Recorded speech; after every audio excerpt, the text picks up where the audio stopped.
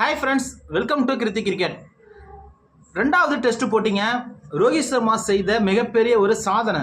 இதில் அவருக்கு துணையா ரவிச்சந்திர அஸ்வின், ஜடேஜா, கேஎல் ராகுல், ஜேஸ்வால் இவங்கெல்லாம் எடுத்த மிகப்பெரிய ஒரு அரிதான ஆட்டம். இதனால் 3 நாட்கள் ஆட்டம் நடைபெறாமல் வெறும் 2 நாளில் இந்தியா இந்த தொடரை வெற்றி பெறுது அப்படின்னா அது இவங்களுடைய ஒத்துழைப்பால் மட்டும்தான் சாத்தியம்.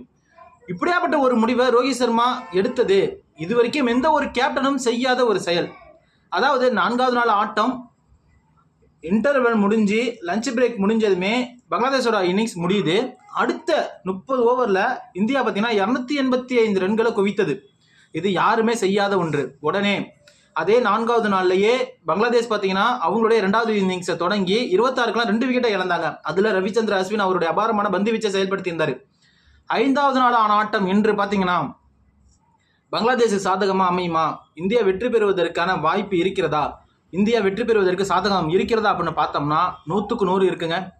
இன்னைக்கு இன்னும் டீ பிரேக்கே முடியல. அதுக்குள்ள பங்களாதேஷ் பார்த்தீங்கன்னா அவங்களுடைய 7 விக்கெட்டை இழந்துட்டாங்க. வெறும் 114 ரன்களாம். இதில் ரவிச்சந்திர அஸ்வின் பார்த்தீங்கன்னா 3 விக்கெட்டையும், ஜடேஜா பார்த்தீங்கன்னா 3 விக்கெட்டையும் எடுத்து அசத்தியிருக்காங்க. ஆகாஷ் தீப் ஒரு விக்கெட் எடுத்திருக்காரு.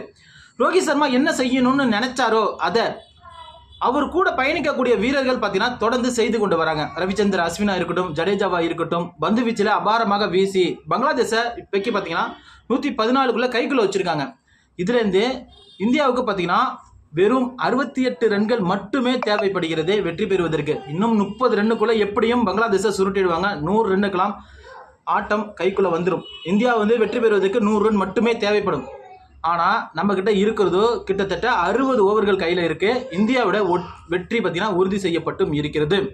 இந்த தகவலை நான் உங்கள்கிட்ட கொண்டுட்டு வரணும் அப்படிங்கிறதுக்காக இந்த வீடியோ நான் போஸ்ட் பண்ணியிருக்கேன். நீங்கள் பார்த்து தெரிஞ்சுக்கங்க. நன்றி.